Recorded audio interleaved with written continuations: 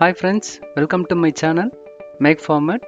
இன்னைக்கு MS Wordல paragraph style எப்படி create பண்றதுன்னு பார்க்கலாம். ஷார்ட்கட் மெத்தட்ல நம்ம பார்க்க போறோம். ஒரு சாம்பிள் சாப்டர் டெஸ்க்டாப்ல இருக்கு. ஸோ அதை நான் ஓப்பன் பண்றேன். ஓப்பன் ஆயிருச்சு.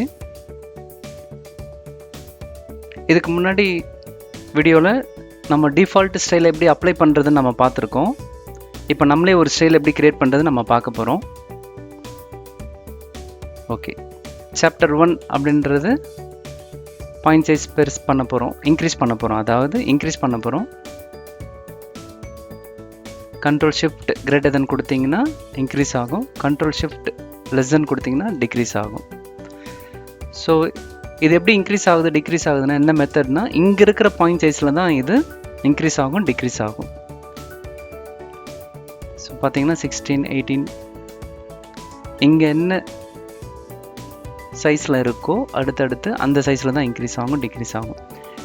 சரி, இப்போ எனக்கு 30 வேணும் அப்படின்னாக்கா இதில் பார்த்தீங்கன்னா 30 கிடையாது, 28 இருக்கும், அதுக்கடுத்து 36 போயிடும். அப்போ எனக்கு 30 தான் வேணும் அப்படின்னா கண்ட்ரோல் கர்லி பிரேஸ் மட்டும் யூஸ் பண்ணுங்கள். ஒரு பாயிண்ட்டாக இன்க்ரீஸ் ஆகும். பார்க்கலாம்.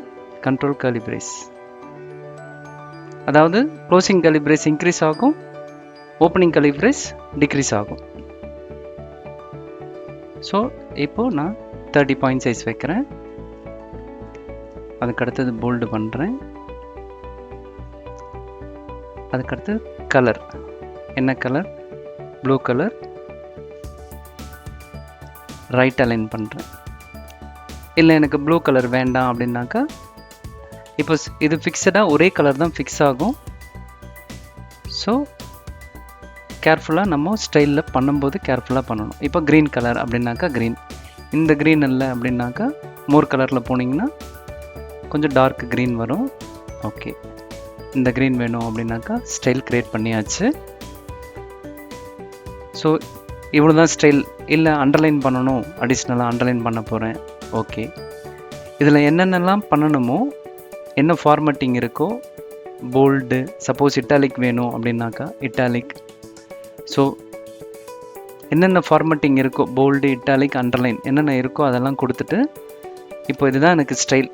நான் இப்போ ஃபிக்ஸ் பண்ணுறது போல்டு க்ரீன் கலரில் இருக்கணும், 30 பாயிண்ட் சைஸில் இருக்கணும், ரைட் அலைனாக இருக்கணும். இப்போது ஸ்டைல் நம்ம க்ரியேட் பண்ண போகிறோம். ஓகே, கண்ட்ரோல் ஷிஃப்ட் எஸ் கொடுத்திங்கன்னா அப்ளை ஸ்டைல் பேலட் வரும். அதில் நார்மலில் இருக்கும். ஸோ அதை டெல் பண்ணிவிட்டு சாப்டர் நம்பர்னு கொடுக்க போகிறேன். சாப்டர் நம்பர் அப்படின்னு சொல்லிட்டு டைப் பண்ணுறேன். என்டர் கொடுத்த உடனே ஒரு ஸ்டைல் கிரியேட் ஆகும். பார்க்கலாம். கிரியேட் ஆகிடுச்சிங்களா? Chapter number.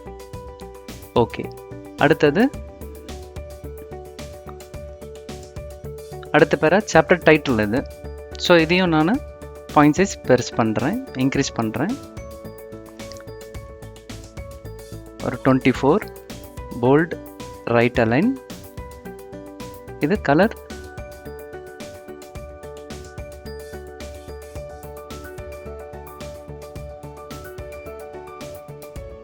மோர் கலரில் போயிட்டு நம்ம ஒரு கலர் டிசைட் பண்ணலாம். நம்மளே ஒரு கலர் க்ரீன்லேயே வேறு டார்க் க்ரீன்.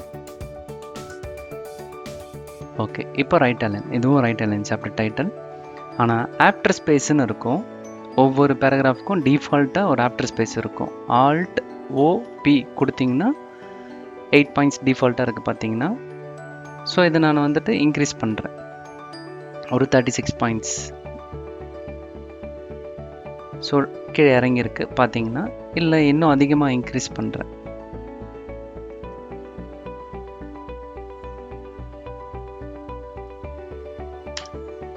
ஒரு 48 பாயிண்ட்ஸ் இன்க்ரீஸ் பண்ணியிருக்கேன். ஸோ இதுதான் ஸ்டைல். ஆஃப்டர் சாப்டர் டைட்டில் எனக்கு இந்த ஸ்பேஸ் இருக்கணும், ஒயிட் ஸ்பேஸ் இருக்கணும் அப்படின்னு சொல்லிட்டு ஃபிக்ஸ் பண்ணியிருக்கோம். க்ரீன் கலரில் ரைட் அலைனாக இருக்கணும். ஸோ இதுதான் ஸ்டைல் அப்படின்னாக்கா அகைன் கசர் இங்கே தான் இருக்கணும். திருப்பி கண்ட்ரோல் ஷிஃப்ட் எஸ் கொடுக்குறேன். சாப்டர் டைட்டில் அப்படின்னு கொடுக்குறேன். என்டர் கொடுத்த உடனே another style chapter title create ஆகிடுச்சு. ஓகே, இப்போது ஹெட்டிங். இது ஹெட்டிங் 1 அப்படின்னாக்கா ஹெட்டிங் 1 எனக்கு 18 பாயிண்ட்ஸில் இருக்கணும், போல்டாக இருக்கணும். அதுவும் எனக்கு டைட்டிலோட சாப்டர் டைட்டிலோட கலரில் தான் இருக்கணும் அப்படின்னு சொல்லி கலர் கொடுத்தாச்சு.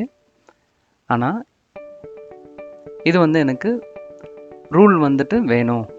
இது கீழே இந்த இங்கேருந்து இது வரைக்கும் எனக்கு ரூல் வேணும். டெக்ஸ்ட் வித்துக்கு எனக்கு ரூல் வேணும் அப்படின்னாக்கா ஜஸ்ட் ஆல்ட் HB அப்படின்னு கொடுத்தீங்கன்னா பார்டர், ஹோமில் பார்டர் ஓப்பன் ஆகும். பாட்டம் பார்டர் அப்படின்னு சொல்லிட்டு நான் ஓகே கொடுக்குறேன். ஓகே, இப்போ பாட்டம் பார்டரில் வந்துட்டு எனக்கு அதுவும் க்ரீன் கலரில் தான் வேணும் அப்படின்னாக்கா ஆல்ட் HB பார்டரோட ஆப்ஷன் போகிறீங்க. இதில் அண்டர்ஸ்கோர் இருக்கிறது எல்லாமே ஆல்ட் ப்ரெஸ் பண்ணி நீங்கள் அந்த கீ கொடுத்தீங்கன்னா அந்த மெனுக்கு போகும். ஸோ ஆல்ட் C கொடுக்குறேன், அந்த மெனு ஓப்பன் ஆகுது. பார்த்தீங்கன்னா நான் கிளிக் பண்ணலை, கசரில் தான் நான் பண்ணிகிட்ருக்கேன். பார்த்தீங்கன்னா உங்களுக்கு ஜஸ்ட் ஹைலைட் பண்ணுறதுக்காக காட்டுறேன். இந்த கலர் செலக்ட் பண்ணியிருக்கேன் கசர் மூமெண்ட்டில். ஓகே, அடுத்தது வித்தில் ஒரு 1 பாயிண்ட் அதோட திக்னஸ் இருக்கணும் அப்படின்னு சொல்லிட்டு கிளிக் பண்ணுறேன். ஸோ இங்கே அது ஜஸ்ட் 1 செகண்ட் நீங்கள் கிளிக் பண்ணணும். இது மவுஸில் தான் கிளிக் பண்ணணும். கிளிக் பண்ண உடனே உங்களுக்கு க்ரீன் கலர் உங்களுக்கு சேஞ்ச் ஆகிடுச்சு. ஓகே கொடுக்குறேன். பார்த்தீங்கன்னா சேஞ்ச் ஆகிடுச்சு. ஓகே, இப்போ இது H1 ஸ்டைல், அதாவது ஹெட்டிங் 1 அப்படின்னு சொல்லிட்டு நம்ம ஒரு ஸ்டைலில் க்ரியேட் பண்ணியிருக்கோம். இவ்வளோ தான் இது ஸ்டைல் அப்படின்னாக்கா again Ctrl+Shift+S head 1. Already heading 1 டிஃபால்ட்டாக இருக்கிறது, அதனால் நான் என்ன பண்ணியிருக்கேன், எல்லாமே ஆல் கேப்ஸில் நான் டைப் பண்ணுறேன்.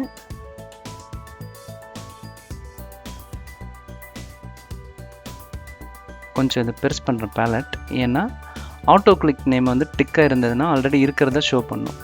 அதனால் நம்ம கேபிட்டல் லெட்டர் அடிக்கிறது கொஞ்சம் கஷ்டமாக இருக்கும். இதை எடுத்து விட்டுறேன். இப்போ பாருங்கள், Ctrl+Shift+S கொடுக்குறேன். கசரங்க ஹெட் 1 கொடுக்குறேன்.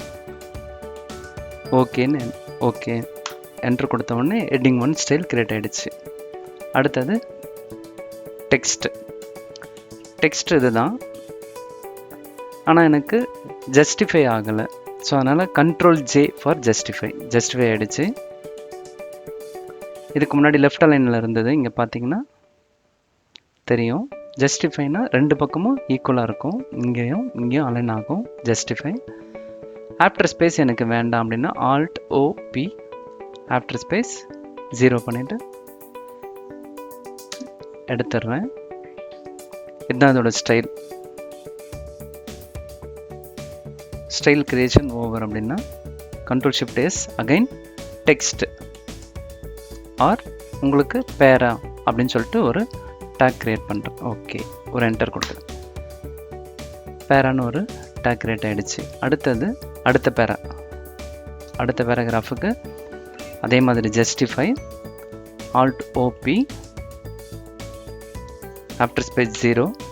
பட் இது பேராகிராஃப் இண்டென்ட்டில் வரணும். ஒரு ஃபஸ்ட் லைன் மட்டும் இண்டென்ட் இருக்கும் இல்லைங்களா, பார்த்துருப்பீங்க. அதுக்கு Alt+O+P ஸ்பெஷல் ஃபஸ்ட் லைன் இண்டென்ட்டு உங்களுக்கு இங்கே பார்த்தீங்கன்னா டிஃபால்ட்டாக 12.7 வரும். நம்ம அதை எனக்கு 6 mm இண்டென்ட் இருந்தால் போதும், இல்லை 9 mm இண்டென்ட் இருந்தால் போதும், ஆஸ் பர் த உங்களுடைய நீடு பொறுத்து இருக்குது. ஸோ 9 mm நான் கொடுக்குறேன். ஓகே கொடுக்குறேன். பார்த்தீங்கன்னா இண்டென்ட் ஆயிடுச்சு. ஸோ இப்போது இந்த பேராகிராஃபில் எல்லாம் முடிஞ்சிருச்சு. பேரா இண்டென்ட் அப்படின்னு சொல்லிட்டு ஒரு என்டர் கொடுக்குறேன். ஓகே ஃப்ரெண்ட்ஸ், இப்போ பார்த்தீங்கன்னா நம்ம 3 ஸ்டைல் கிரியேட் பண்ணியிருக்கோம்.